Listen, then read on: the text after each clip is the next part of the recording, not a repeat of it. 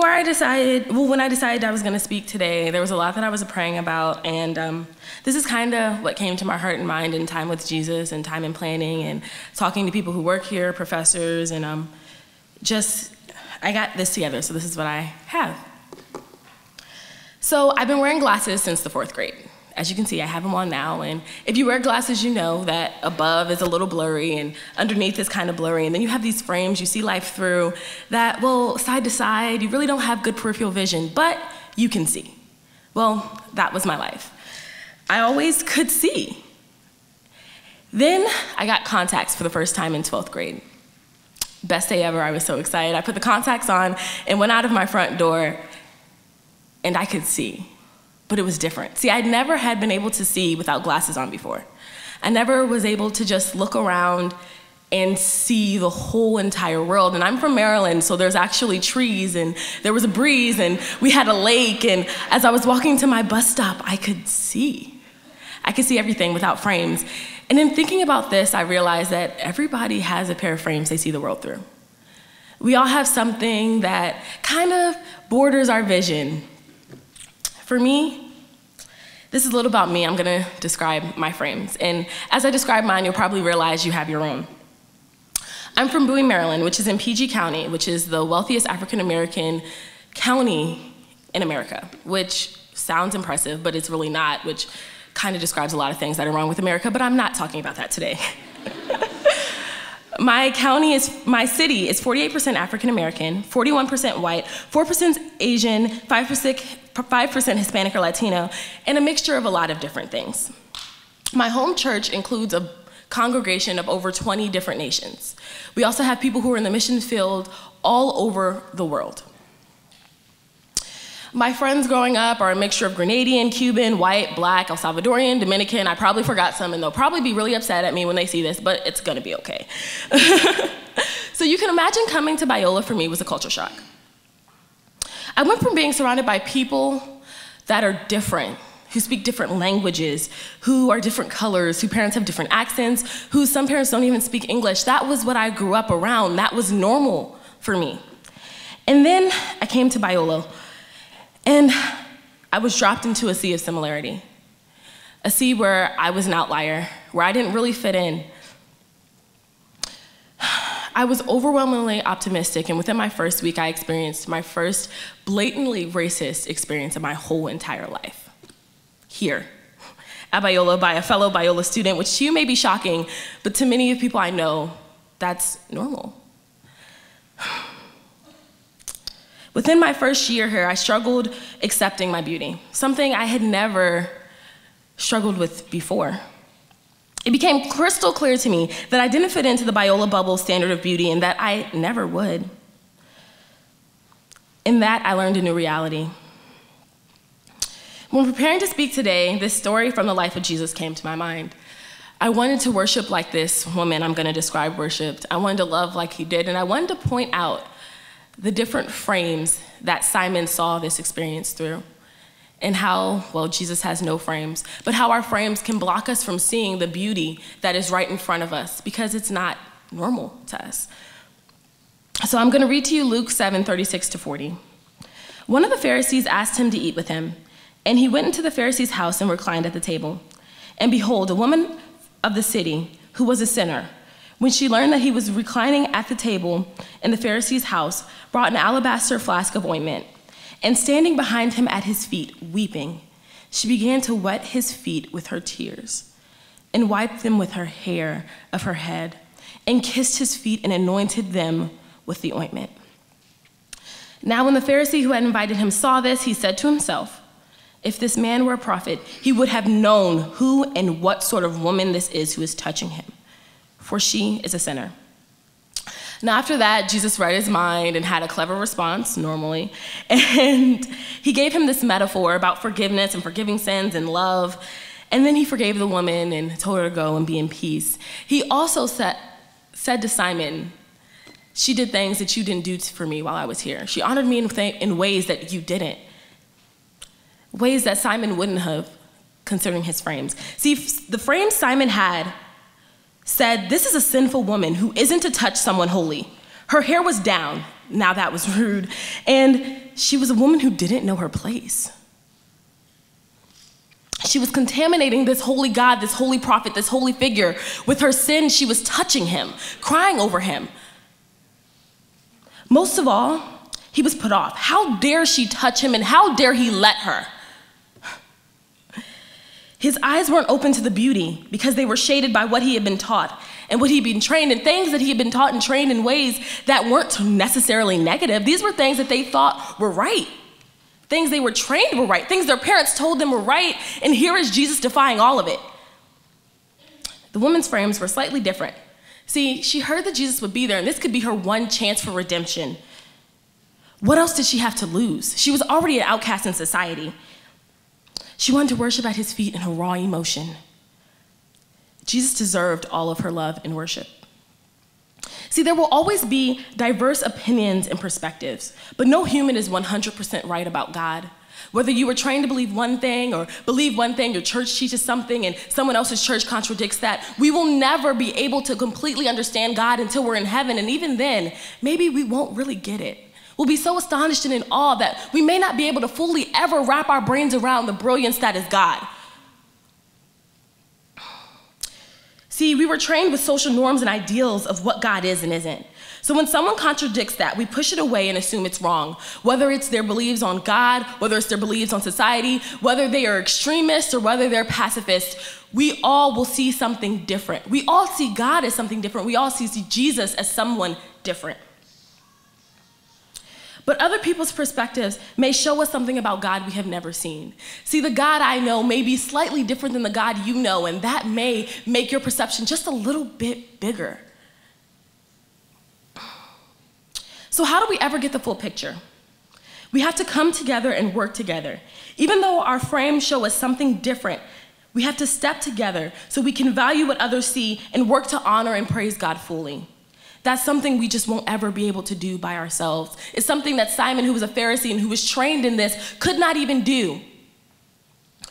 When people don't think, see, or live like you, we all have to be challenged to value, respect, and validate their journeys, because those journeys are exactly what gave them the perspective of God that they have. We have to also bless those who persecute you. Bless and do not curse them. Rejoice with those who rejoice. Weep with those who weep. Live in harmony with one another. Don't be haughty, but associate with the lowly. Never be wise in your own sight. Repay no one evil for evil, but give thought to do what is honorable in the sight of all. If possible, so far as it depends on you, live peaceably with all. Romans 12:14 through 18. Next up is Stephanie. I think if there is ever any doubt that this is a blessed and sanctified space, hopefully the connection between what I'm about to say and what she just said will show that. God is here, and this is a message that we all need to hear. Thanks, Glenn, for the introduction. I am a Rosemead student, as he said, and an intern at the Biola Counseling Center. But my talk today is going to be about another quality of myself and how God has kind of integrated that into my journey and brought me here. And that is of me being an introvert, which, yeah, so please bear with me because I'm talking to a huge room full of people. Anyway, well, I can't speak to all of, the Black experience, like there's one specific thing that you can point to be like, aha, there's Black culture, that's it. I think that, a place that I can have here is to speak to my experience of Black culture. And I don't think it would do a disservice to pretend that there are not certain things, whether it's values or experiences, that are kind of common and indicate that either you grew up Black or around Black people or kind of somewhat integrated into Black culture. And so I'll speak to that today. It kind of reminds me of this idea of stereotypes, right? Ooh, bad word. But, it doesn't really do us any good to pretend that there's absolutely no truth ever to some stereotypes, because sometimes, there's a reason why people say that. But really where the harm comes in is when we pretend like that is the solo aspect of a group. That somehow this group is the only groups that have this particular quality, or that this particular quality is the only characteristic of that group. That's the danger, because it kind of limits our frames, to use what you were saying, and allows us to only see them with a single story, and that's really dangerous. So, you know, by now you're probably all thinking, why is this lady up here talking about stereotypes? She's supposed to be talking about her culture and, you know, Jesus, and I'm getting there. But, you know, like I said, my story kind of boils down to my personality and the interaction of that with my culture. So I'm quiet, generally, and I don't know if you've heard this stereotype, but sometimes people will say Black people can be kind of loud. The more correct, culturally aware way of saying that is that Black culture is often very expressive.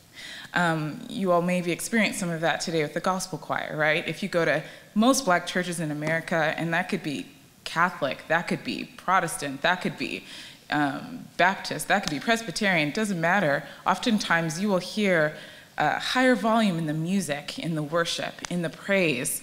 All sorts of emotional experiences will be expressed. Sadness, joy, pain, praise, celebration, all of that, and it's all okay. So then, you know, sometimes that was kind of difficult for me because I was more quiet. And trying to integrate that into, you know, my family and my greater culture sometimes felt a little dissonant. Sometimes it felt like, okay, I don't really know how much of that expressiveness is really a part of my experience. But I think a really amazing benefit that I had was growing up in Southern California. It's a really diverse place. And if you go out of your way to seek that, you can experience lots of different communities. And each of these communities have different characteristics about them that can also teach you something about yourself. So, you know, going to a predominantly white elementary school, going to a very diverse public school later, going to a predominantly Asian American high school, all of these communities had different cultures that were very central. And it kind of, sometimes different aspects of myself affiliated with them, and sometimes not so much. But it was a real big blessing to be able to experience that because I learned more about myself and about other people. And then, you know, went to college on the East Coast, which is its own culture. I don't know if you watch the Super Bowl or a Pats fan, but let me tell you, that is a different culture as well. So I learned a whole nother aspect of myself there. And then I was called very clearly by God to Rosemead and to be a psychologist, which for an introvert, it's like, yes, you know, I get to sit, I get to listen to people's stories, it feels very quiet, this is great, like I can fit in with that, got it. But then I think part of the challenge in that is that I had a frame for what it meant to be a therapist, and coming to Rosemead, parts of myself didn't actually always fit in with that. You know, I was thinking about the stereotype of what a therapist would be, right? Someone who's really quiet, somebody who's maybe kind of stoic, little distant, impersonal. And then I experienced that expressive part of myself that I don't think I had realized was actually a part of my own internal culture. I was feeling stifled sometimes, like, oh, my client just told me something and I want to celebrate with them. I really care about them. I feel compassion. I want to let them know, but am I allowed to do that? I don't even know.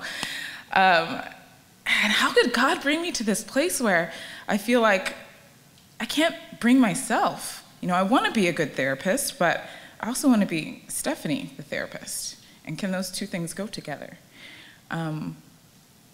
I think, you know, one thing was once I realized that this is where God brought me, and he brought me here for a reason, it really encouraged me to kind of broaden my frames a little bit and challenge the assumptions I'd made about what it meant to be a therapist, a Rosemead student here. And that was such a freeing experience because it showed me that that expressiveness, that sense of joy, sense of community that was so integral to my Black culture growing up could really be an asset in the work that I was meant to do here. You know, trying to stifle that didn't make me a better therapist, didn't make me a better listener, it didn't make me able to connect with my clients better. It was only when I was allowed to, when I freed myself to be able to express that, that I really felt like, okay, now I understand why you brought me here. Now I understand why this is my journey and why you've called me to this field. So, you know, I think about, sure, there's the aspect of expression, but another central aspect of Black culture is the sense of community, connection with family, connection with history. And that, too, is something that proved to be invaluable in the work that I was meant to do here. Being able to, I think thinking about the Black experience, kind of have to put it in context and think historically a little bit. I'm not going to get into a history class here. I'm not going to do that. But, you think about that time, right? Families were torn apart. You had to connect with a community of slaves to be able to have any kind of understanding of what is going on with your family that's been taken from you. You had to build your own community, and it was a survival tactic. And that's a strength, a character strength that I think still remains very strong in the Black community today. And I think thinking about that also helps me understand, the power of God in a unique way. Because even through such a tragic and evil experience, faith is a huge part of Black culture. And I want you to think about that, right? That tells us something. God is bigger than anything that can be inflicted upon you. God can save communities, can save nations, and he does, and he has. And I think that connection to community, that connection to family, that connection to history is a part of Black culture that's enabled me to see, some of the glory of God in a way that feels kind of unique sometimes.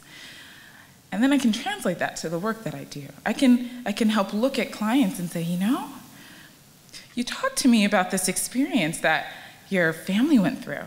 And it's funny because this same experience seems to be going on with you right now. Let's look at that. There's a connection there. And it's beautiful. And I wouldn't be able to have that without seeing the fact that God didn't just want me to be a therapist in a box, but he wanted me to be Stephanie, introvert, African American, student, all kinds of diverse cultural experiences that kind of help make me who I am today. So, I think if you take away anything from what I'm trying to say today, it's that diversity to me feels like it's an integral part of who God is calling us to be. It's not just something to be passively explored or exposed to, but it's really something that needs to be a priority for us to seek out, because it can help us interact with others better. It can help us really be the fullness of who we're meant to be. And if we just kind of keep ourselves limited to our own frames, we're not really going to be able to do that to the best. All right. So now Phillip's going to come up. Good morning, and what's up? My name is Phillip Wallace, and I am not an evangelical. And I don't say that to be sarcastic or rude or anything like that, but I definitely am not an evangelical. But that has nothing to do with theology. It has everything to do with culture. When I hear evangelical, I've had a few conversations with people in recent years or whatever, and as I've spoken, when I hear people talk about evangelicalism or evangelicals, it has the distinctives of, evangelicals tend to have more of an emphasis of, hey, evangelical has a lot to do with believing in biblical authority, kind of an orthodox theology, an emphasis on sharing the gospel, missions, and things of that nature. And I think that's part of the package. But there's also the subtext of evangelicalism is very white. It's very conservative. I was talking with a friend of mine about that, and I was very thankful to hear this. He had this conversation with him because he was like, it's interesting because because I was telling him that even when I hear evangelical, it's highly nuanced in a cultural sense. To be conservative white Republicans, particularly now, he was like, it's crazy because, he's one of those guys that just loves history, and I'm like, oh my gosh, you talk with him, I'm like, he's my age. I'm like, how old are you? 107?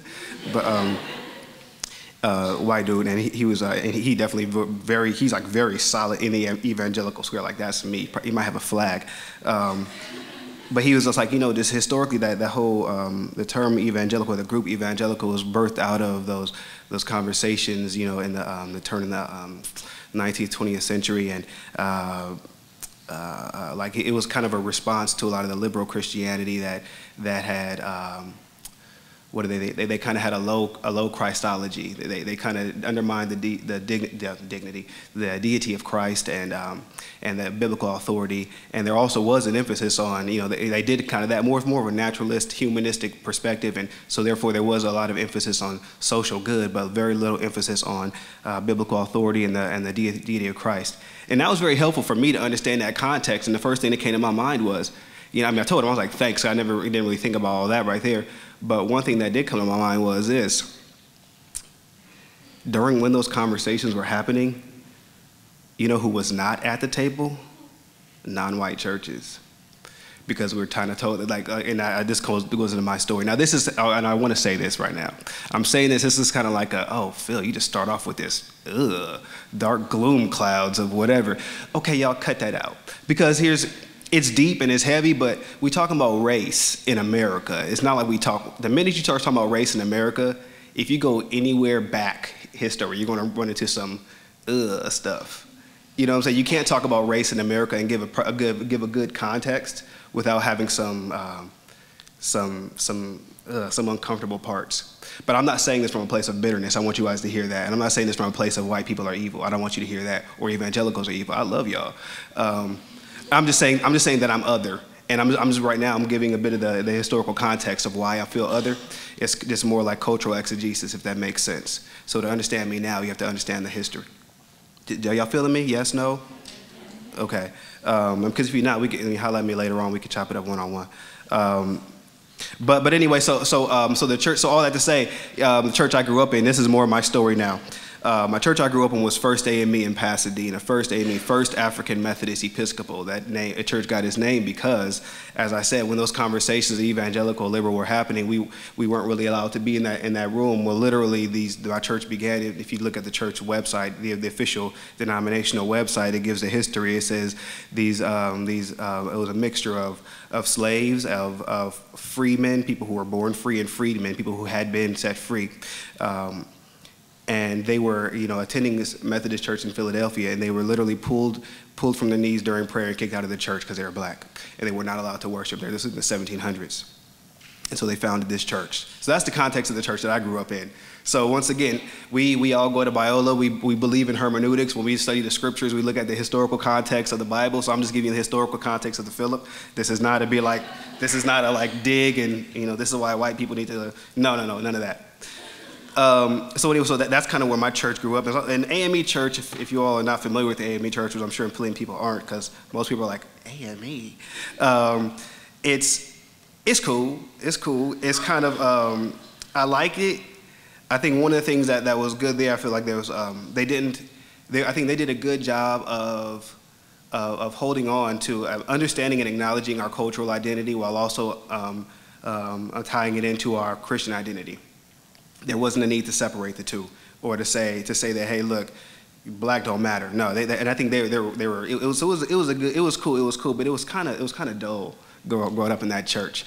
And then I can't remember how old I was, but I was younger than 10. My parents got divorced, and then my mom started going to a Church of God. How many of you ever heard of Church of God? That denomination? Ooh, okay. See, there we go. So Church of God. How many of you guys ever heard of Assemblies of God? Okay, think like a black version. Okay, so that's but it's like a blackified version of Assemblies of God. So it's like very different, and it's still different from Assemblies of God, but that's the closest thing I can give you. And so going from AME to Church of God, it was like you go from this church where it was like I think AME was kind of as liturgical as you're gonna get in many black churches. You know what I'm saying? It wasn't high liturgy, but it was as liturgical as many black churches are going to get. There's some that go higher, but whatever. Church of God, I mean, you go in there, we got the tambourines, we got the drum, and I walked in there, I was like, whoa, wow. Okay, so then I graduated. I went to college down in Georgia. I went to Georgia Tech, and I went to the church I went to down there. First church I visited was New Birth Missionary Baptist Church, which was Eddie Long's church. It was a mega church down there. And that was my first time walking into a church and seeing a gang of people who love Jesus my age who were just really excited. I was like, what in the world? Then I joined Mount Calvary Missionary Baptist Church. Was there for 7 years, preached there and everything like that. And all I'd say, there was this huge nuance of blackness that I was engaged in. And then after that, I came here. And then I began to get into this nuance of evangelicalism, the cultural nuances of evangelical, of white churches within evangelicalism. And all that to say, I want to go quickly just because time has run out for me, is that there's we have our stories are they're vast. We have a lot of similarities. The reason why I'm here, even though I'm not an evangelical, and even though historically speaking, that wasn't, my folks were not included in that, I think the thing that I can be here on is because we share at the core of what is important is Christ. And so we have the areas in which we are profoundly similar. And we have areas in which we diverge wildly. And I think it's important for us to not act like those differences are not important. It's key that we not act like those differences are non-existent, or just because there's some tension in the history that we shouldn't talk about it. I don't know about y'all, but I believe that if you see people if we handle conflict in marriage the way we handle racial conflict in the church, we'd have a divorce rate of 99%, because we don't like to talk about conflict. And we don't like to move, and we like to say, hey, just get past it. So that's why I talk about this stuff freely. So I say this to say we have these areas where we are profoundly similar in what we believe. But sometimes, as Stephanie number 2 mentioned,